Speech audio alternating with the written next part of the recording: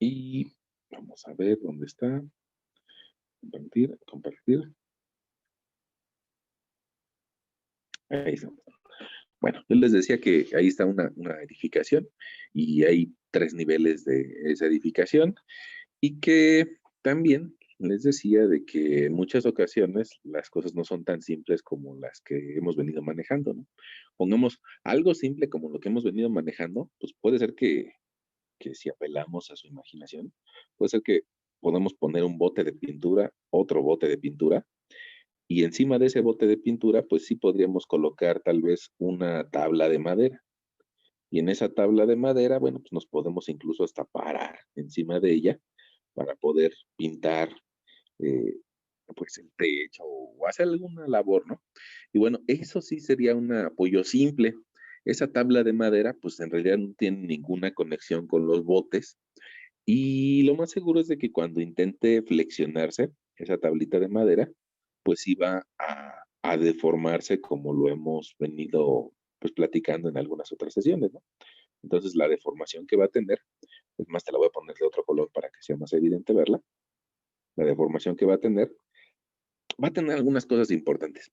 Al inicio y al final, la pendiente va a ser diferente de cero. Al inicio y al final. Al inicio y al final, pues tal vez las flechas valgan cero, eso sí, pero yo creo que también vale la pena que le cambiemos de color para que todos lo observemos, ¿no? Fíjense, este ángulo, el ángulo en B va a ser diferente de cero y el ángulo en A muy probablemente también sea diferente de cero, diferente de cero. Bueno, ahora, pues en realidad nuestro edificio donde estamos nosotros, tal vez en este momento encerrados por la pandemia, no es tan sencillo como un par de botes y una madera encima, ¿no?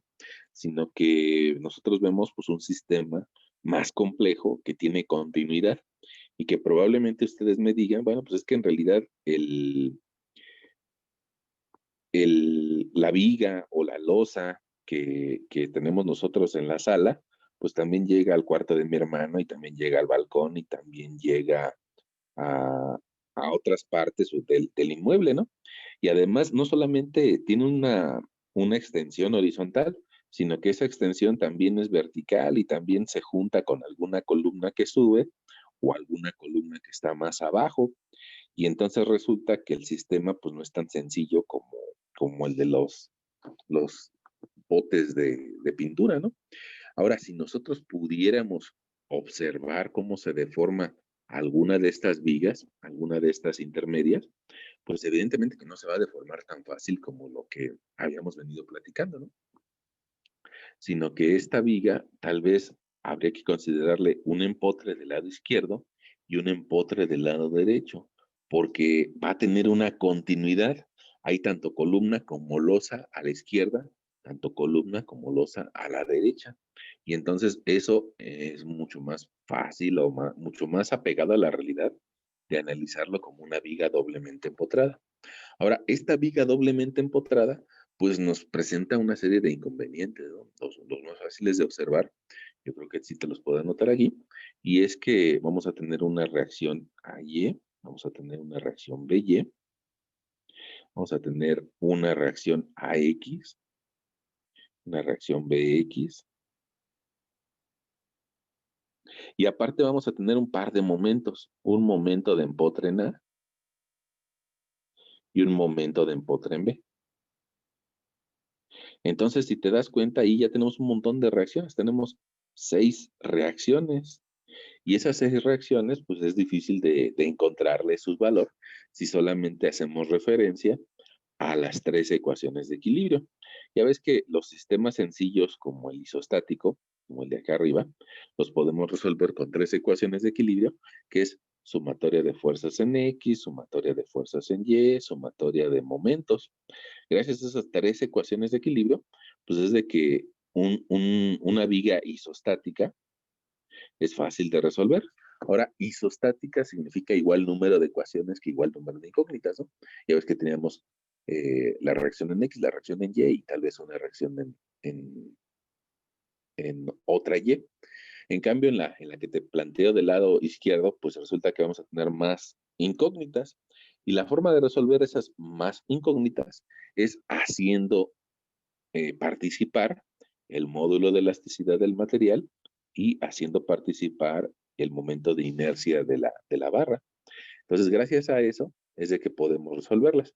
Ahora, a mí me parece que sobre todo porque venimos de vacaciones, porque dejamos nuestras tareas algún rato paradas, pues yo creo que también nos convendría analizar una última viga isostática que no hemos analizado hasta el momento. Y esa última viga isostática que no hemos analizado, pues yo creo que es esa que está saliendo, que en algunas ocasiones es pues tal vez una marquesina y en algunas otras puede ser que sea un balcón o algo que sale de la estructura y que tiene una particularidad que es que uno de sus cantos o uno de sus apoyos está libre. Como ese apoyo está libre, bueno, se le suele llamar así, apoyo en cantilever o de extremo libre. Ahora, esas tipos de vigas de apoyo en cantilever, yo creo que sí las has visto representadas. Usualmente las representamos con una semejanza a un muro o a un sistema que no permite la rotación del elemento y nuestra viga horizontal.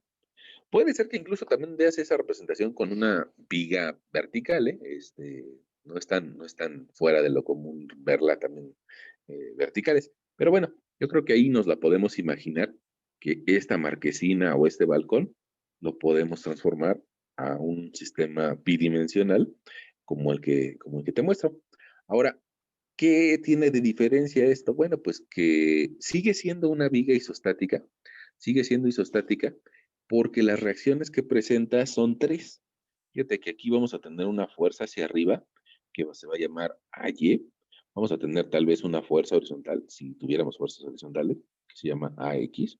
Y también vamos a tener otra, otra reacción que se opone a que esto se caiga, ¿no? Porque al fin y al cabo, si esto se quisiera caer por peso propio o o por cargas externas o por el mismo peso de la viga, pues va a intentar colgarse.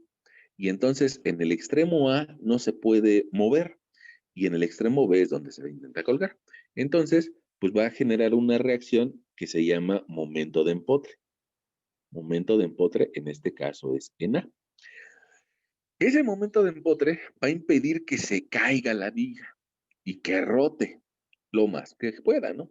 Ahora, ese momento de empotre pues solamente actúa en el inicio, en el empotre en A, y después de ese punto A, pues la viga va a empezar a deformarse y va a empezar a caer un poco a medida de que lo permita sus propiedades de elasticidad y de momento de inercia. Si tiene un módulo de elasticidad muy alto o si tiene un momento de inercia muy alto, pues no se va a caer, pero pues usualmente también un momento de inercia alto y un módulo de elasticidad alto, pues nos hablan mm, de un sistema muy caro, ¿no? Muy poco económico. Entonces, pues también las cosas se tienen que construir bajo ciertas condiciones que hagan que se construyan, porque puede ser que nosotros digamos, ah, pues voy a hacer una viga tan dura que no se cuelgue. Bueno, sí, pero pues probablemente sea incosteable, ¿no? Bueno, entonces, algo importante que vamos a ver por acá es de que a medida de que vayamos avanzando en el desarrollo en X de la viga, cada vez va a existir un mayor ángulo de pendiente o un mayor ángulo de rotación. Hacia el final, pues seguramente vamos a encontrar el ángulo mayor, un poco más pegado al apoyo, vamos a tener menos ángulo. Y en el apoyo, prácticamente vamos a tener un ángulo A igual a cero, prácticamente. Es importante desde el punto de vista conceptual eso. Eh, y también lo que alcanzamos a ver en esta forma de colgarse de la viga es de que al inicio, en el apoyo A, la flecha o la deformación en A también vale cero. También es importante desde un punto de vista conceptual. En cambio, en el extremo B, pues vamos a tener la flecha máxima va a ser la flecha en B.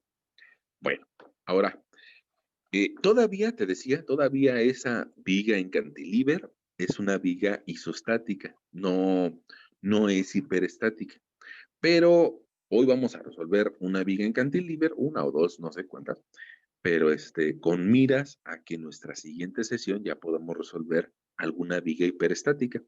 Nada más pues, para eso necesitamos pues, tal vez el concepto que me gustaría platicarte hoy, ¿no? O sea, que en sí es algo que tú ya sabes, nada más le estamos cambiando la forma, ¿no? Ahora, vamos a ver si nos podemos imaginar esto. Vamos a ver si nos pudiéramos imaginar, fíjense, ahí estoy tratando de dibujar un muro en 3 dimensiones. Y en ese muro, bueno, pues a alguien se le ocurrió la idea de empotrar o de que estuviera embebido dentro del muro alguna pieza metálica. Ya te vamos a dibujar aquí una pequeña pieza que está anclada al muro y que es de tipo prismático, ¿no? Es una pieza por ahí que está empotrada al muro. ¿Cómo va a estar empotrada al muro? Pues tal vez porque se coló dentro del muro, bueno, esto es un saliente, ¿no? Bueno, ahora, esa pieza le voy a dar una longitud, ahorita para nuestro ejemplo, vamos a darle aquí una longitud de, de 1.40 metros y vamos a considerar que está hecha de aluminio. No, bueno, no, mejor no, mejor de acero, de acero, y que es una pieza hueca, un cajón, ¿no? Ok. Esa pieza de acero, vamos a ponerle unas ciertas dimensiones. Vamos a decir que tiene aquí un peralte de 12 centímetros. Vamos a ponerle una dimensión interna de 10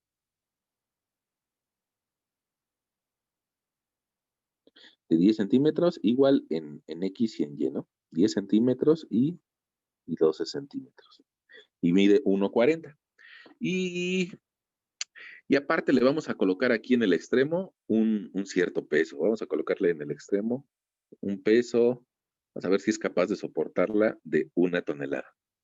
Ahí está nuestra viga, nuestra saliente, ¿no?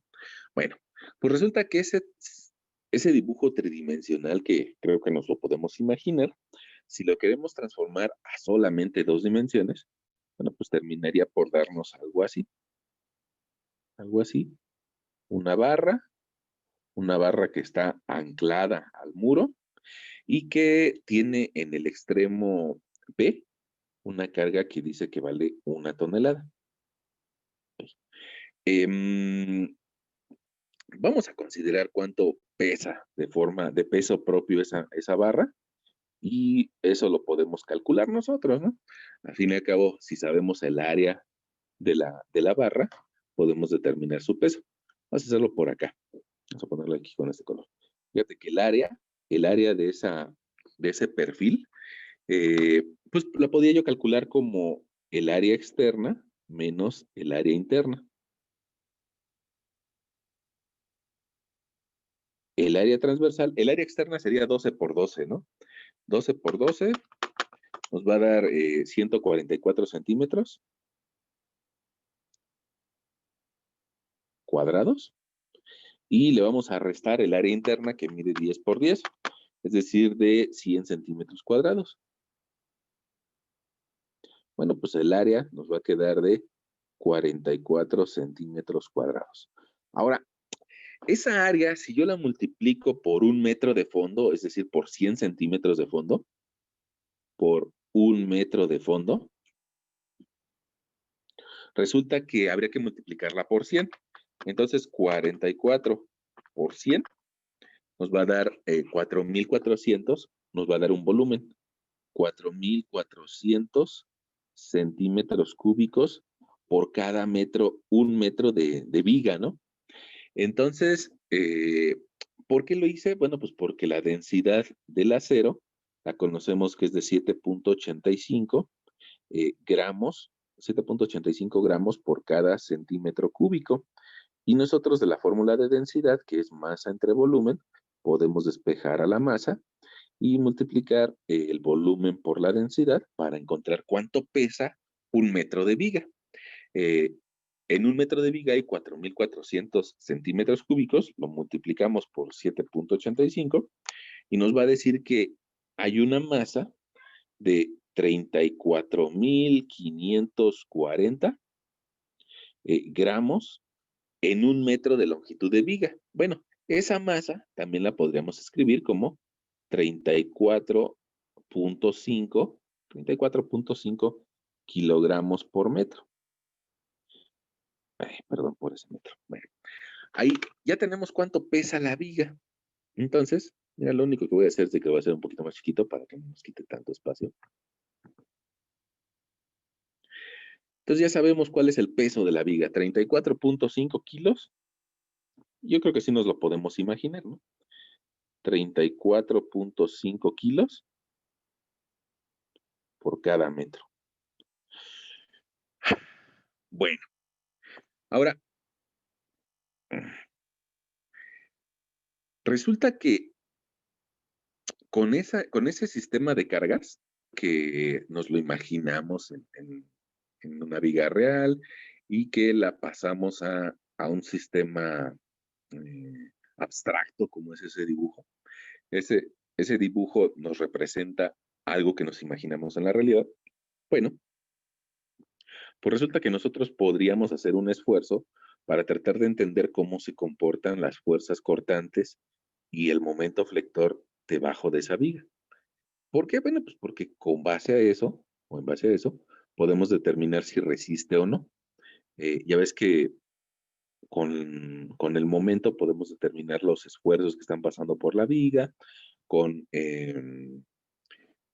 podemos determinar cuánto se va a colgar. Bueno, ahora, antes de eso, habría que a este sistema que tenemos de carga, encontrarle sus reacciones.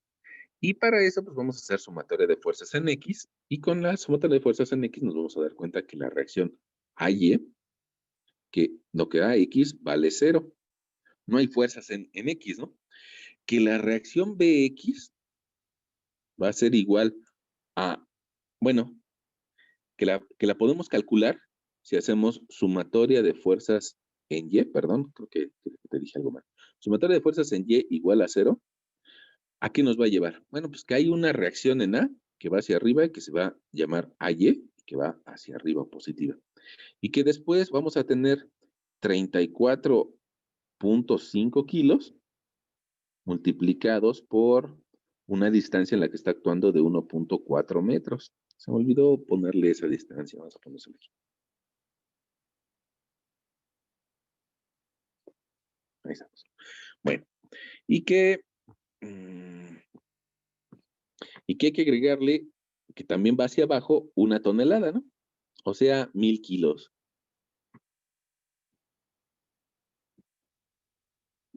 Y que toda esa sumatoria de fuerzas me debe de dar igual a 0. Ah, bueno, pues resulta que Y menos 1.4 por 34.5 nos va a dar 48.3.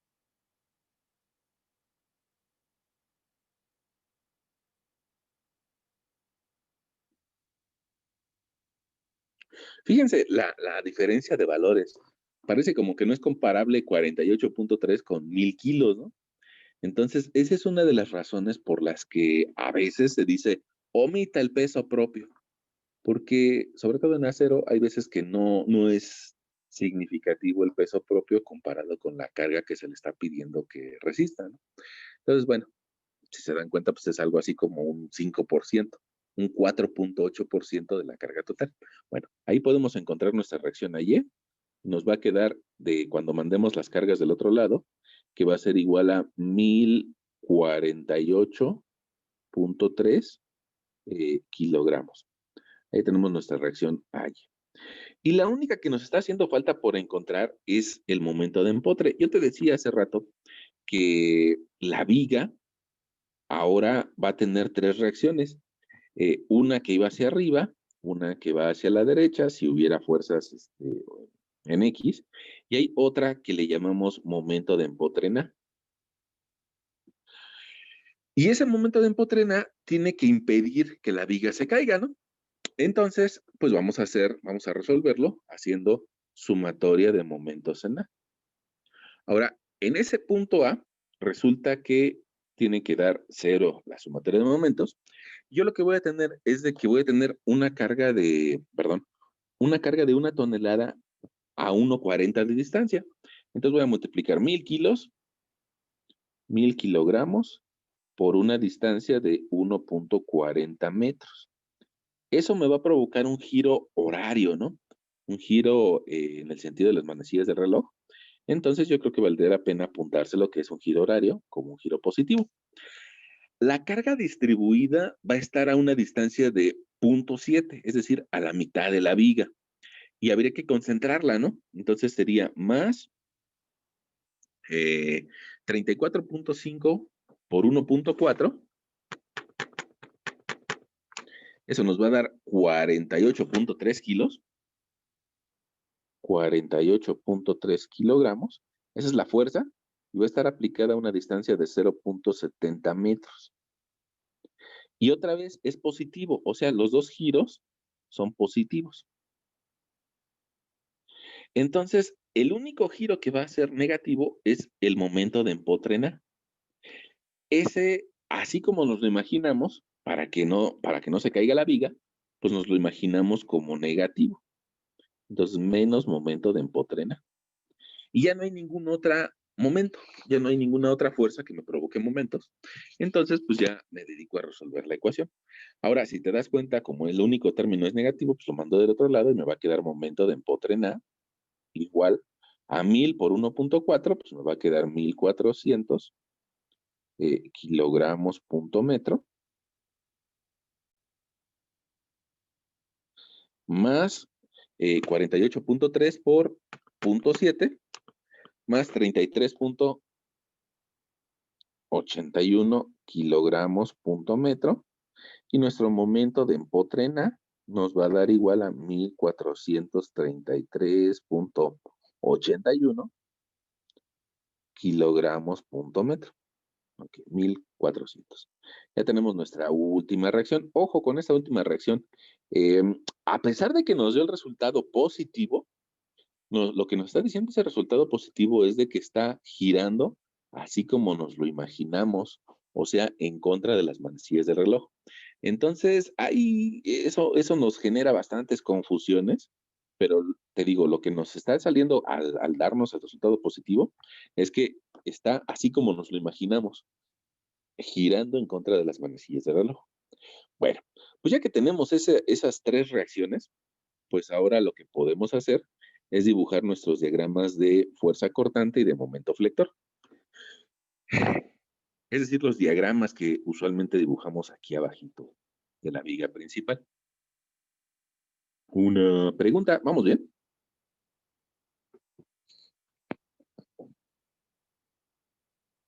Sí, profe.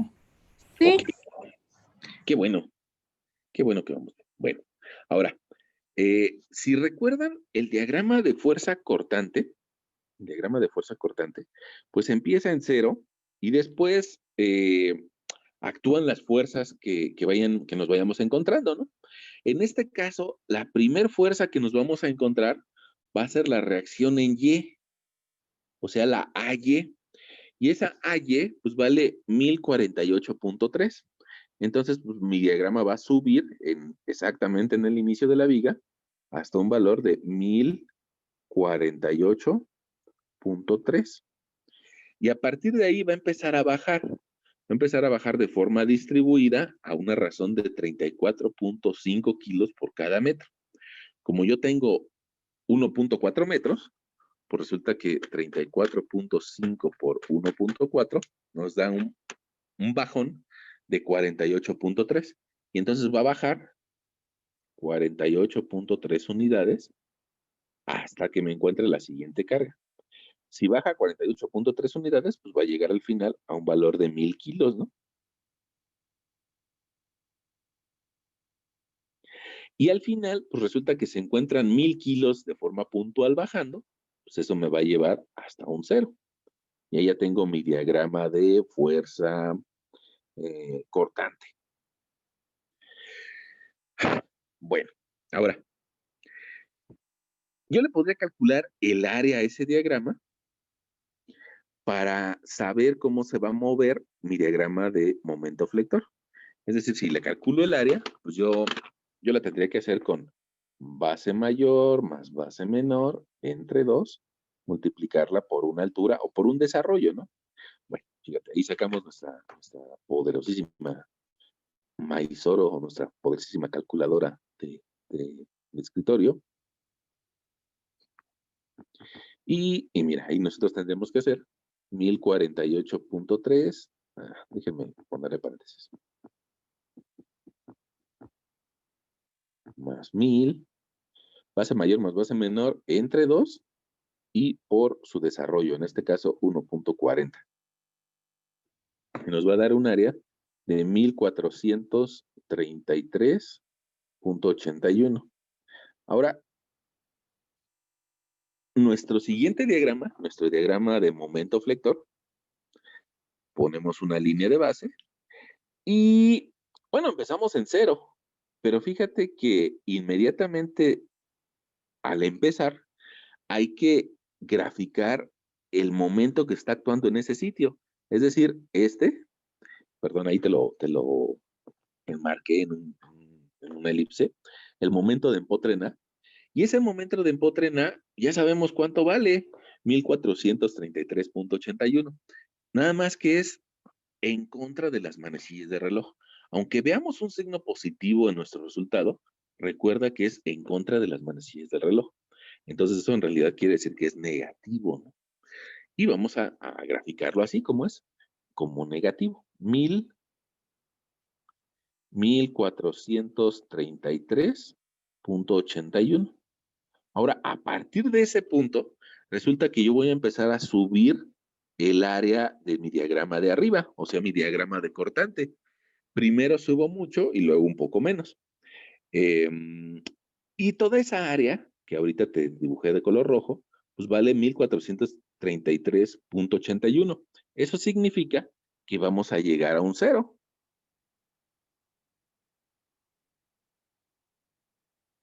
Eso significa que vamos a llegar al final a 0. Ahora, ¿tiene lógica o no? Sí, sí tiene lógica. ¿Por qué tenemos que llegar a un 0 al final? Pues porque esa viga al final no tiene apoyo. Si llegara a un valor de momento diferente de 0, pues algún apoyo lo tendría que tomar. Pero si no tiene apoyo, no tiene por qué tener momento al final. Entonces se le ve todavía lógica, ¿no? Se ve lógica. Al igual que mi diagrama anterior parece que llega a 1000, el de cortante, pero ahí baja hasta 0. Y tiene lógica porque ya no hay viga más adelante, ¿no? Entonces tiene que llegar a 0. Ok.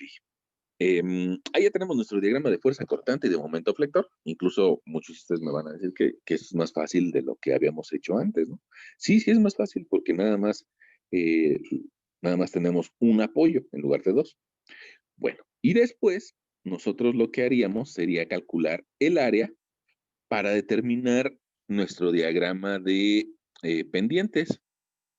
De igual forma como los anteriores, establecemos una referencia a un 0. Ahí tenemos nuestra pendiente multiplicada por E y por I. Profe, una duda, ¿cómo graficó el de momento?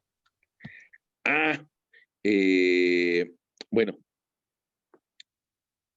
lo que hemos hecho por ahí es de que este valor negativo, ese valor negativo, Hermana mayor, 언니, 세야. ¿Quieres morir? ¿Chocolate? ¿Chile?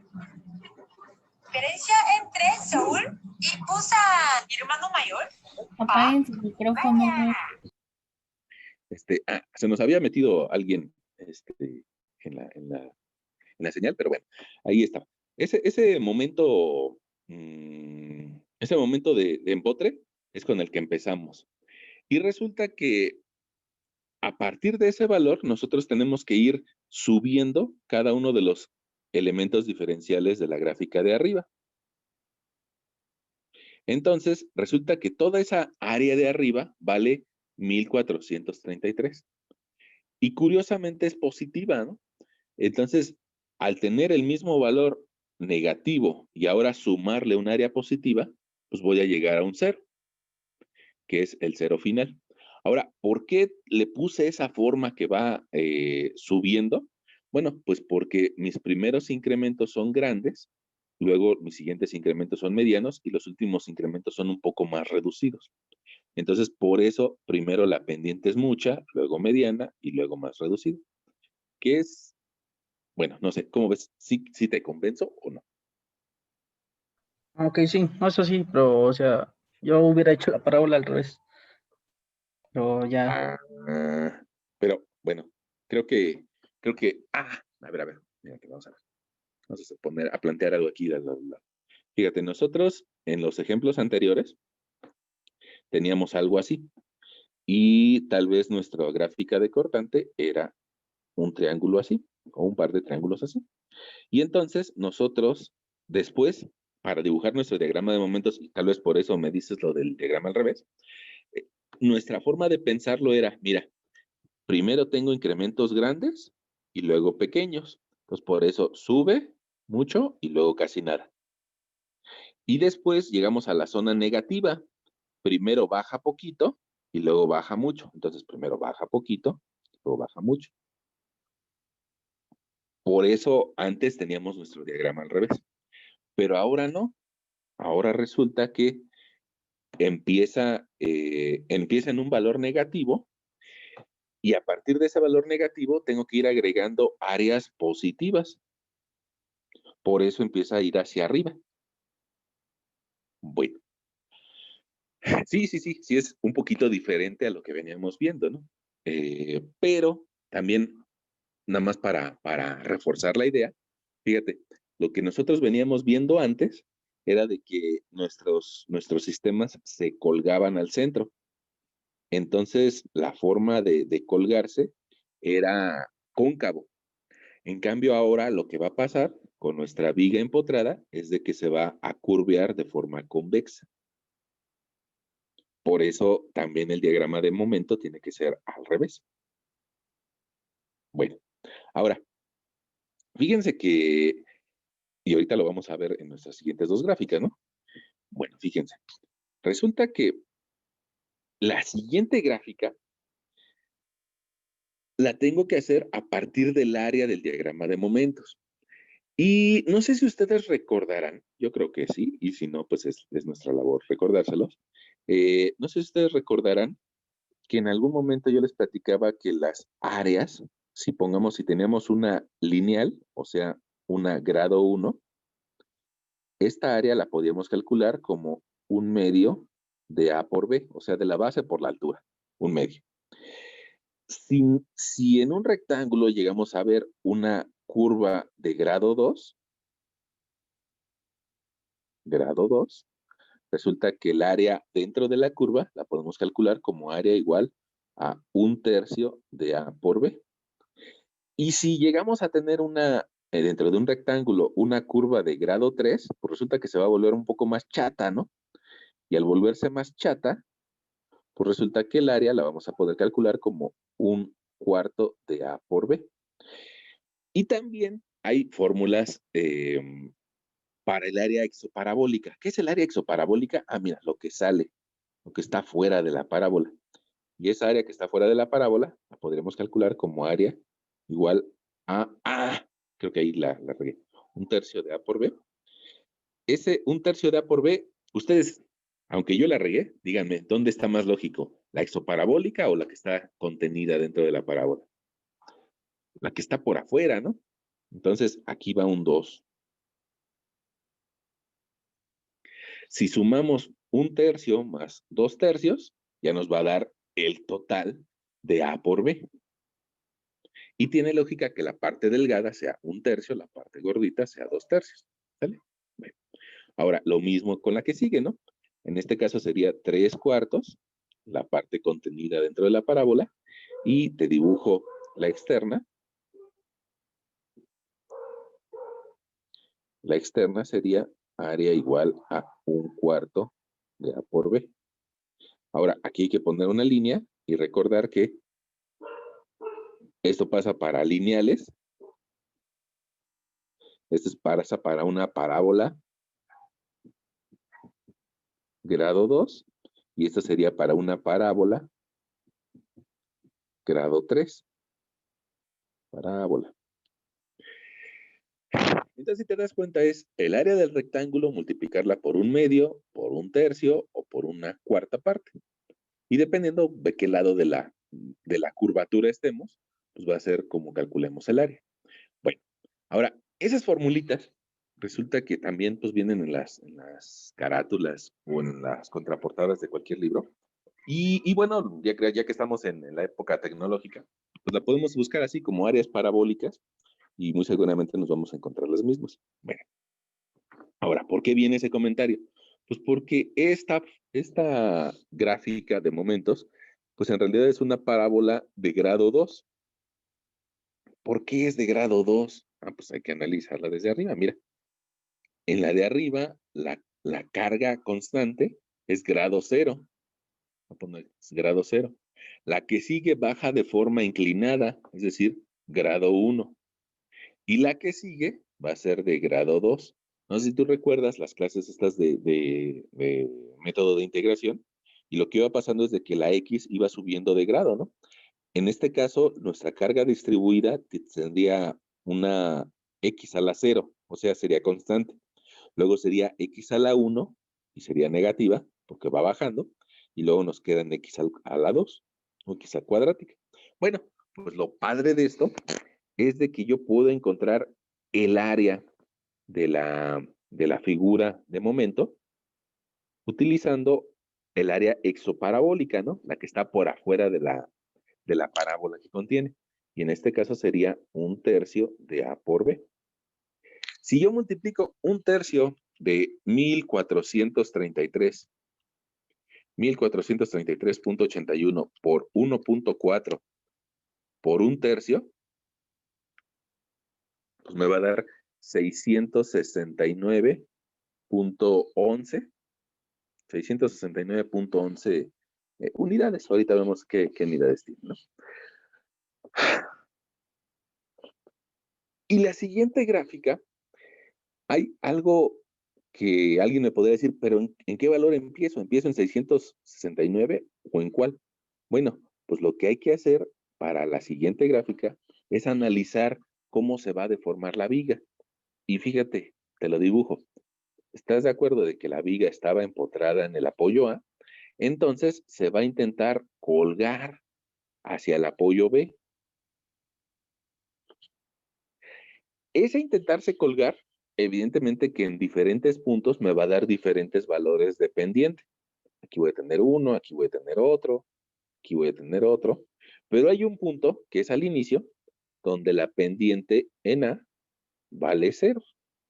Y gracias a que puedo ver eso, pues es de que puedo generar mi siguiente gráfica. Mira, si al inicio la pendiente en A vale 0, bueno, pues a partir de ese punto se va a ir generando la gráfica. Primero con incrementos negativos grandes y luego con incrementos negativos más pequeños hasta que lleguen a ser nulos. Entonces mi gráfica primero va a bajar, grande, luego pequeño y luego nulo. ¿Hasta qué valor? Ah, pues hasta que se encuentre toda el área del diagrama de momentos, es decir, hasta un valor de menos 669.11. Ahora va a decir, bueno, ¿y por qué salió el negativo? Ah, porque toda el área de momentos es negativa. Por eso empieza a bajar. Ahora, vamos a ver si tiene lógica. ¿Tiene lógica que mi viga al inicio tenga ángulos pequeños y después se vuelvan grandes? Pues yo creo que sí. Y la particularidad es de que esta gráfica ahora de pendiente viene en grado 3. Ahora, como es una pendiente de grado 3, o es una gráfica parabólica de grado 3, pues también podría encontrar su área, pero utilizando la fórmula para grado 3. En este caso, podríamos encontrar su área como 3/4 de A por B. Y esa área nos va a permitir encontrar la flecha. Fíjate, si yo multiplico 669.11 por 1.4 por 3 entre 4, nos va a dar un área de 702.56. Ahora, con eso vamos a poder graficar nuestra última gráfica, la gráfica de flecha, y otra vez me le quedo viendo a mi viga y digo, ¿cuánto vale la flecha al inicio? No, pues la flecha al inicio vale 0. Bueno, pues así empieza mi gráfica y después va a bajar valores negativos, primero pequeños y luego más grandes. Entonces, primero pequeños, luego más grandes, y ahí está mi configuración de flecha, que al final me va a dar la flecha máxima.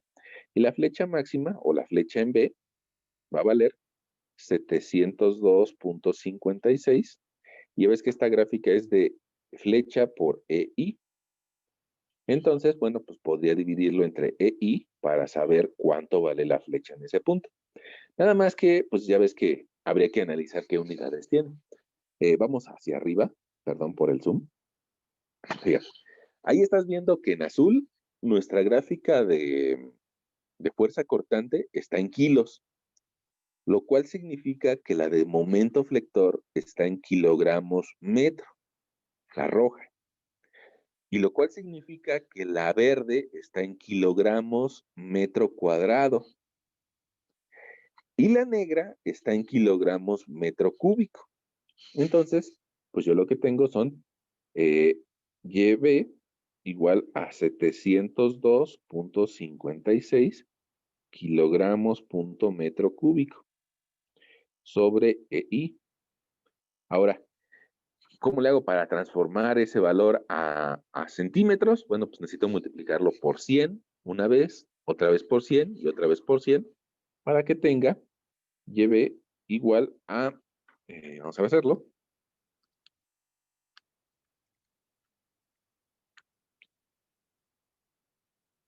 para que tengamos 7.02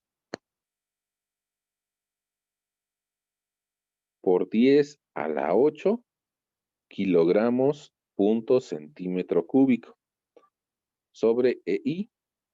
Y bueno, pues habría que calcular la E y la I. Fíjense, para eso, pues habría que ir a la zona donde está nuestra sección y podríamos nosotros, al igual que lo hicimos con lo del área, decir que la inercia de esa figura va a ser la inercia externa menos la inercia interna. Ahora, ¿eso por qué lo puedo hacer? Porque coinciden en el centroide el área externa y el área interna. Si no coincidieran, no lo podría hacer. Si no coincidieran, tendría que ser mi procedimiento largo del teorema de los ejes paralelos. Pero como las dos áreas coinciden en el mismo centroide, bueno, pues lo puedo hacer. Bueno, entonces mi inercia va a ser igual a BH cúbica entre 12. Como mide lo mismo, pues prácticamente va a ser 12 a la cuarta potencia entre 12 menos 10 a la cuarta potencia entre 12. Y entonces mi inercia va a ser 12.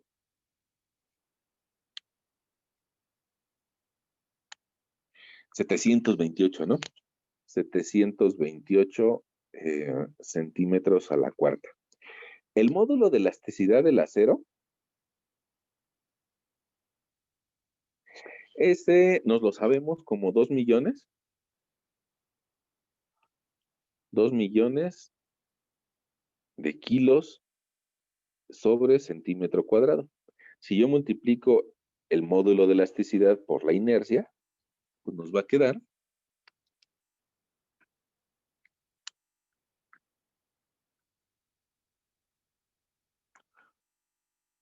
1,456 millones. Bueno, voy a escribirlo así. 1,456 millones de kilogramos punto centímetro cuadrado.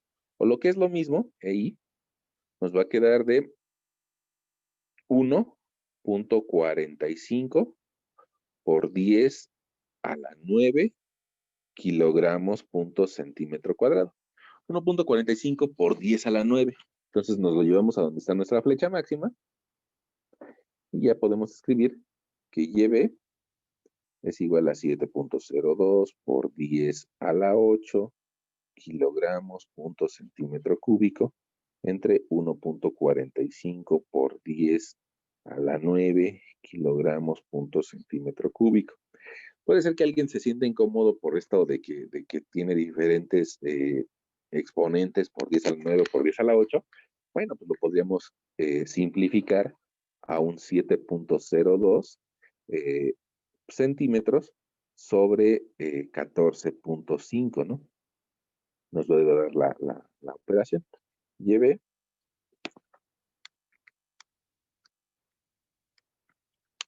y eso nos va a dar una deformación de 0.48 centímetros en su punto más deformado. Medio centímetro para una barra de acero, pues puede ser que sea bastante, o puede ser que lo soporte, o puede ser que no. Habría que preguntarse, qué esfuerzo está pasando por esa barra. Bueno. Ahí está nuestro ejemplito, ¿no? Puede ser que alguien nos haya quedado en alguna etapa, pues sería bueno que nos dijera y lo tratamos de aclarar.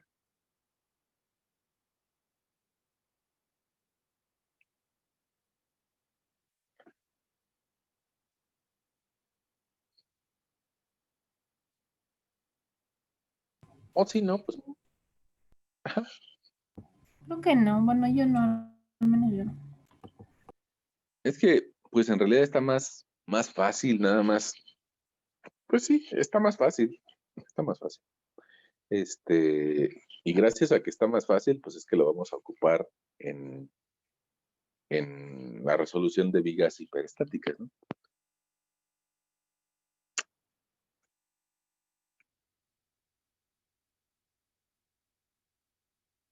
Vamos a ver.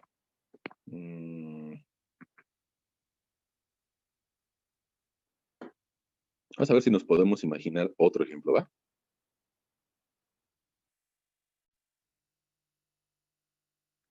Bien, el otro ejemplo que yo creo que nos podemos imaginar.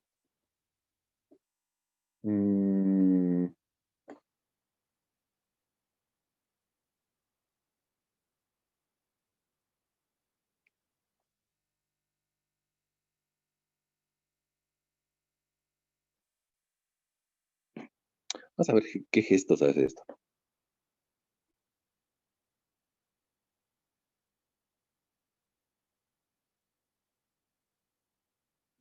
Vamos a ponerle aquí una marquesina que mida unos 80 centímetros y que tenga un área transversal o una sección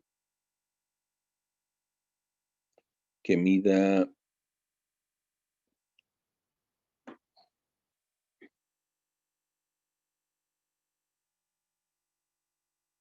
1 metro. 1 metro por 8 centímetros. Y que sea de concreto. ¿Sale? Bueno, pues resulta que a esa sección transversal le podríamos calcular su peso, pues a través de calcular su área, ¿no? Su área son 800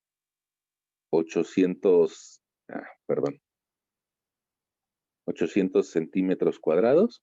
Si la multiplicamos por un fondo de 1 metro, y ahí sí yo sé que me van a un poco a odiar, porque si las multiplico por 1 metro de fondo, pues resulta que en 1 metro de fondo, pues yo estaría teniendo 800 por 100 de 80,000 centímetros cúbicos. Fíjate. Ahora, ¿por qué quiero eso? Volumen en 1 metro de fondo, 80,000 centímetros cúbicos. Bueno, pues otra vez, para utilizar la densidad del concreto, que es de 2.4 gramos por cada centímetro cúbico, bueno, pues resulta que la masa va a ser igual a la densidad por el volumen, y entonces, pues lo el peso unitario de esa marquesina lo voy a poder encontrar, multiplicar 2.4 por 80,000. Me va a dar 192,000 gramos, y evidentemente que no utilizamos gramos, ¿no? Gramos por cada metro de viga. Bueno, pues entonces eso lo podemos resumir en 192 kilos por cada metro de viga. Bueno, entonces ya tenemos una viga con una carga por peso propio. 192 kilos por metro. Ahí está. No se alcanza a desarrollar un metro, sino nada más hay 80 centímetros. Entonces, pues, la carga total, la carga total que se va a presentar serían 192 por 0.8, y eso nos daría una carga equivalente, te la voy a poner aquí como punteada, de 153 a la mitad, ¿no? 153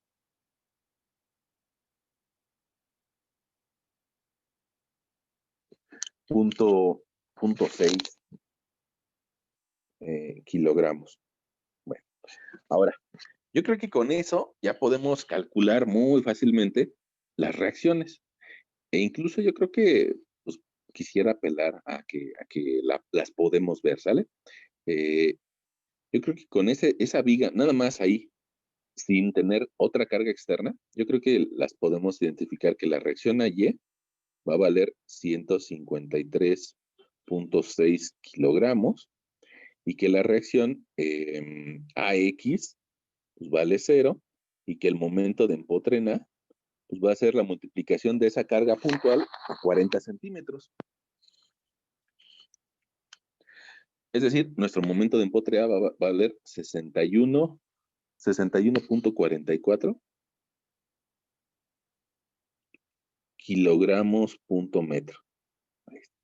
Ahora, ¿por qué queremos esas? Pues porque quisiera hacer un ejemplo como el anterior, un poco más sencillo, que nos permita identificar, pues, la repetición en la forma de momento o de otras cosas, ¿no? Bueno, ok. Entonces, otra vez ya tenemos nuestras reacciones, pues trazamos nuestra línea de base de fuerza cortante. En este caso sabemos que la reacción vale 153.6. Bueno, pues a partir de ese lugar va a empezar a bajar a una razón de 192 kilos por metro. Como no alcanza el metro, resulta que va a llegar a 0.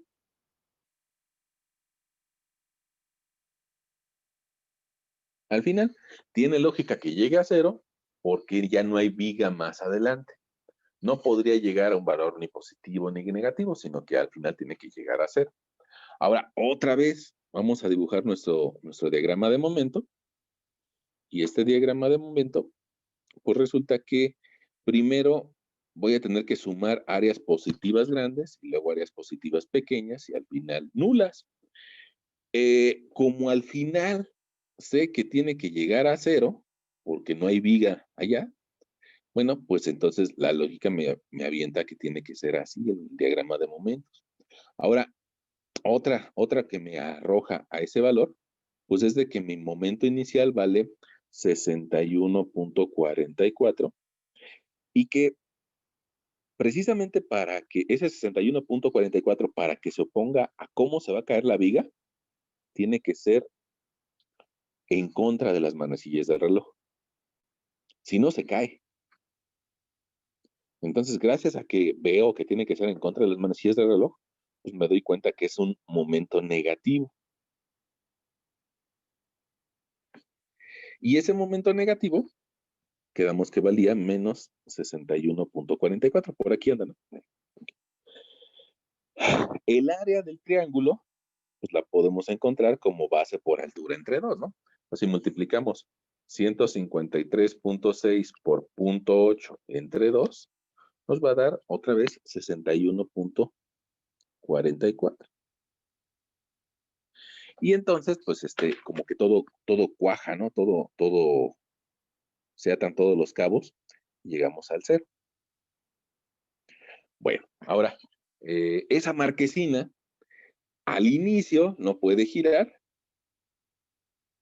Al inicio no puede girar. Y entonces al inicio voy a tener un valor de 0 en mi gráfica de pendiente por ahí. Y después va a empezar a bajar primero valores grandes negativos y luego se estabiliza hasta llegar a un máximo.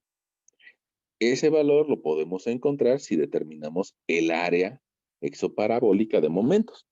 Y quedamos que esa área exoparabólica, si es de grado 2, la podemos calcular como un tercio de A por B. Ese tercio de A por B pues va a ser 61.44 por 0.80 entre 3. Y eso nos va a dar un área de 16.38, que a su vez pues, nos da el valor de la máxima pendiente, menos 16.38. Esa nueva área, ahora te lo dibujo con otro plumón, esta nueva área que acabamos de dibujar, nosotros la podemos determinar como es una curva de grado 3, entonces sería 3/4 de A por B. Y si nosotros multiplicamos 16.38 por 0.8 por 3 entre 4, nos va a dar 9.83. Y ese 9.83, pues a su vez va a ser la flecha máxima. Al inicio, esa marquesina no se puede deformar, entonces al inicio nuestra Y vale 0, y a partir de ese punto se va a empezar a colgar, a colgar, a colgar, hasta alcanzar una máxima deformación, Y max, igual a 9.83. Otra vuelta a nuestro sistema está en kilogramos punto metro al cubo entre EI.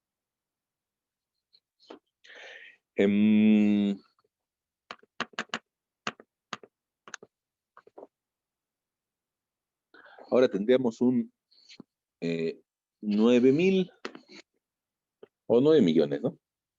Y max es 9.8 por 10 a la 6 kilogramos punto centímetro al cubo sobre EI. Ahora, esta EI está más fácil, ¿no? Porque era una marquesina. Entonces, mira, la inercia pues es muy fácil de calcular como BH cúbica entre 12. En este caso sería 8 al cubo por 100 entre 12. Nos da de 4.266. Bueno, 4.267 centímetros a la cuarta. Y el módulo de elasticidad de un concreto, pues yo creo que no nadie se va a enojar si le ponemos unos 180,000 kilogramos sobre centímetro cuadrado. Eso significa que multiplicamos E por I.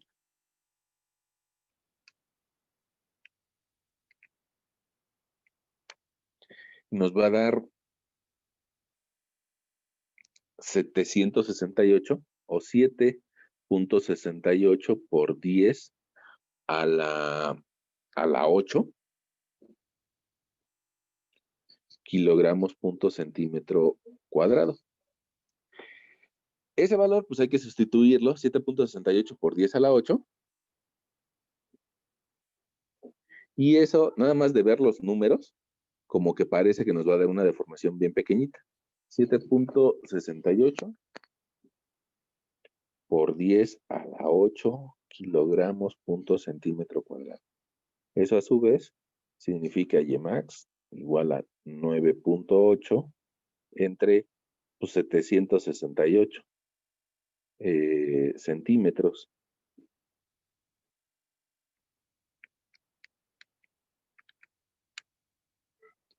Y eso nos indica que apenas si se deforma pues, una décima parte de un milímetro, ¿no?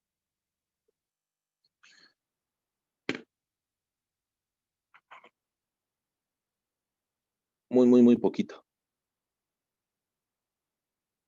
Por peso propio no le hacemos nada, ¿no? Bueno, además que ojo con algo, ¿eh? Eso es siempre y cuando la sección se permanezca sin fisuras.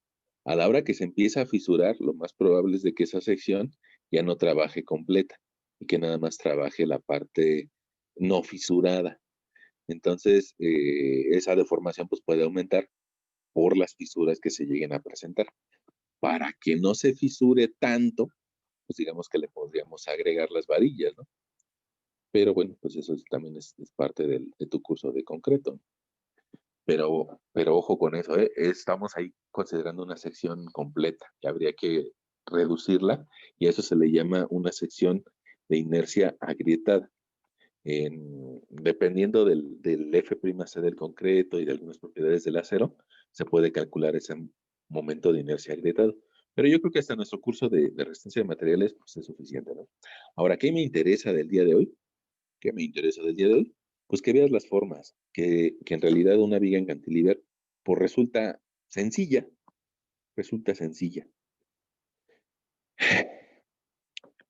Con los minutos que nos quedan, yo creo que podría explicarte algo más. Y eso, algo más que me interesa que veas, es una viga rara, ¿va? A ver si nos entendemos con una viga rara.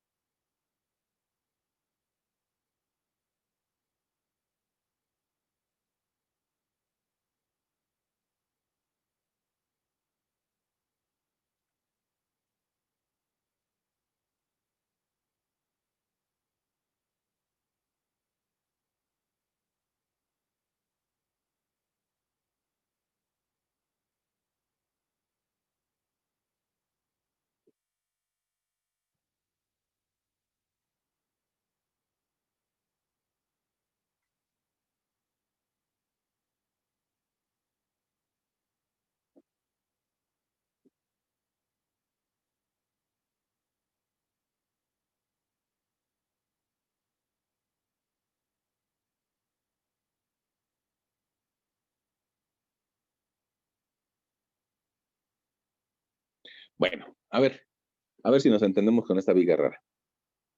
Es una viga que más que ser real, eh, yo busco con esa viga que, que veas una última cosa rara antes de meternos con las hiperestáticas. Fíjense, ahí no tenemos fuerzas verticales, nada más tenemos una fuerza horizontal.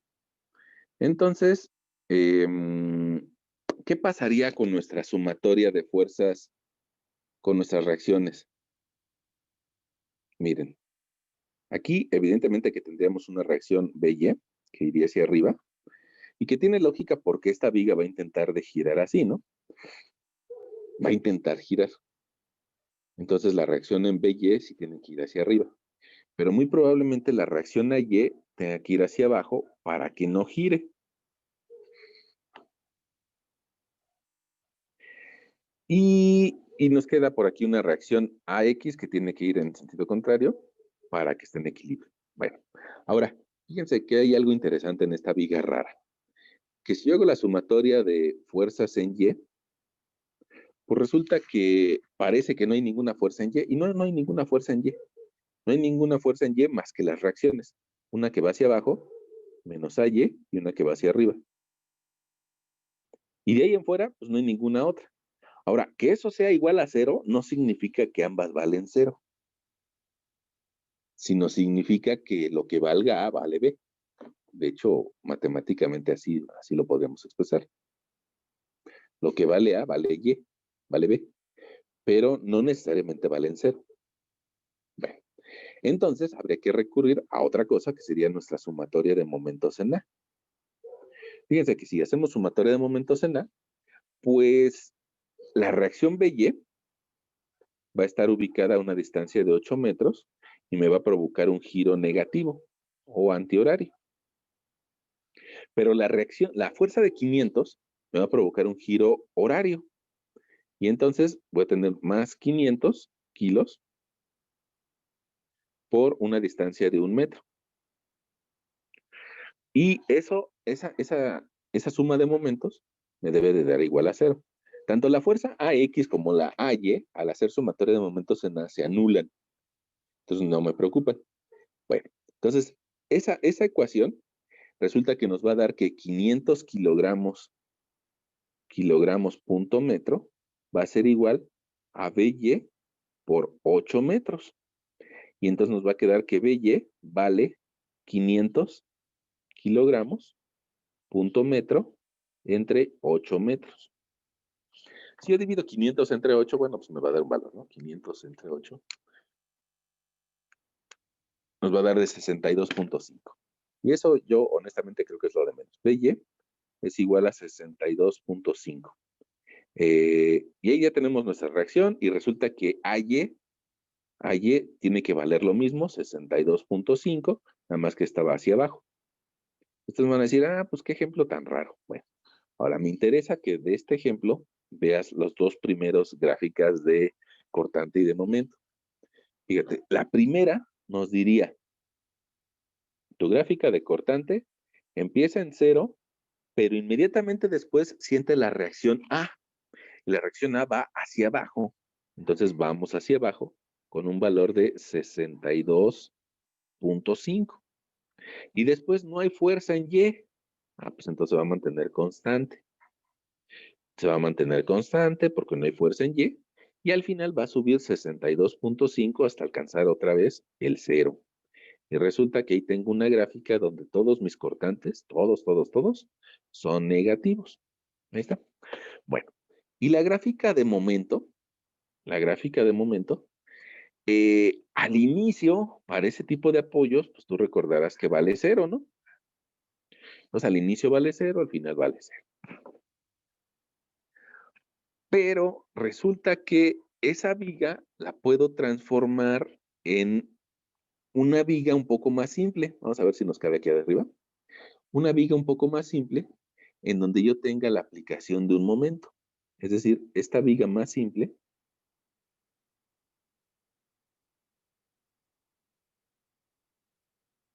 la puedo generar igual que la de abajo, pero con un momento aplicado.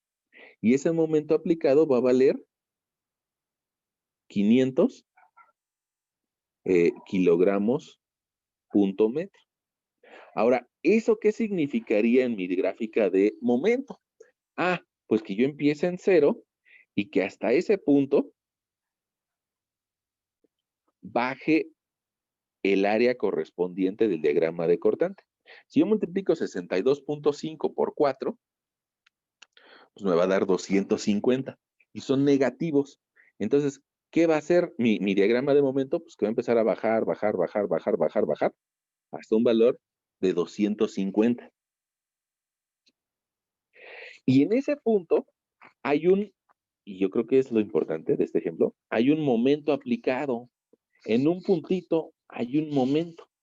Y ese momento aplicado va a hacer que mi gráfica de momento suba 500 unidades. Porque mi momento vale 500. Entonces, desde menos 250 hasta más 250, ahí es donde está aplicándose el momento. Y después va a seguir bajando el resto del área de cortante, ¿no? Otros 250 hacia abajo. Y resulta que esta gráfica de momento se ve bien rara, ¿no? Se ve bien rara, bueno, sí, porque es una viga rara la que te planteé, ¿no? Pero yo creo que nos va a permitir y nos va a ayudar mucho para el tema de doblemente empotradas. Mira, ahí, al igual que cuando nosotros teníamos una viga, déjame te lo escribo de este lado, al igual que nosotros cuando teníamos una carga puntual, nuestra gráfica de cortante bajaba de golpe. Bueno, pues ahora lo que tenemos es un momento puntual, un momento aplicado en un sitio. Y eso genera un cambio en la forma de la gráfica de momentos exactamente en un sitio. ¿Es una viga rara? Sí, es una viga rara. Pero te digo, nos va a ayudar mucho a entender el tema de doblemente empotradas. ¿Y por qué te digo que nos va a ayudar a entender eso? Bueno, prácticamente te lo voy a decir, que nosotros el siguiente martes vamos a hacer una viga doblemente empotrada. Pero, como diría Jack el Destripador, pues esta viga que aparentemente es difícil porque tiene una reacción AY, porque tiene una reacción BY, porque tiene un momento de empotre en A y porque tiene un momento de empotre en B. Bueno, pues ahí aparecen 4 incógnitas, ¿no? Y entonces esa viga difícil la podemos resolver a través de dividirla en vigas más sencillas. Y las vigas más sencillas que vamos a resolver va a ser una que tiene la carga puntual más otra que va a tener una reacción de abajo hacia arriba y que se va a llamar BY, más otra que va a tener un momento aplicado. Entonces, fíjate, este momento de empotre aplicado se parece al que te acabo de plantear, ¿no? Un momento aplicado en un punto. Bueno, ahora, fíjate que esto que estamos haciendo aquí se llama principio de superposición y ya lo hemos hecho en algunas otras ocasiones. O sea, una viga difícil se puede resolver a través de resolver vigas más sencillas y es lo que estamos haciendo, estamos dividiendo un problema. Nada más que cuál va a ser el resultado de esta operación. Bueno, pues que al final nos va a dar que la primer viga tiene una cierta deformación o una cierta flecha, la segunda viga va a tener una cierta flecha o una cierta deformación, y la tercera viga también va a tener una cierta deformación. Bueno, si nosotros sumamos al final esta flecha 1 más esta flecha 2 más esta flecha 3, pues resulta que vamos a encontrar la flecha de todo el sistema. Y curiosamente la flecha de todo el sistema va a valer 0. Entonces vamos a llegar a una ecuación que vamos a estar igualando la 0. Y ese es el truco, ese es el gran truco para resolver vigas hiperestáticas. Ahorita tal vez te lo platiqué y tal vez no te quedó tan claro, pero te digo, YA, YB, YC, si nosotros hacemos que YA más YB más YC sea igual a 0 y hacemos lo mismo con las pendientes, pues resulta que ya con eso vamos a poder resolver vigas hiperestáticas. Bueno, esa es una forma de entrar a nuestro tema de la siguiente semana. Y lo que necesitábamos para la siguiente semana era pues entender cómo se desarrollan las gráficas en una empotrada, ¿no? Bueno, ahora, pues yo creo que ahí podríamos parar nuestra grabación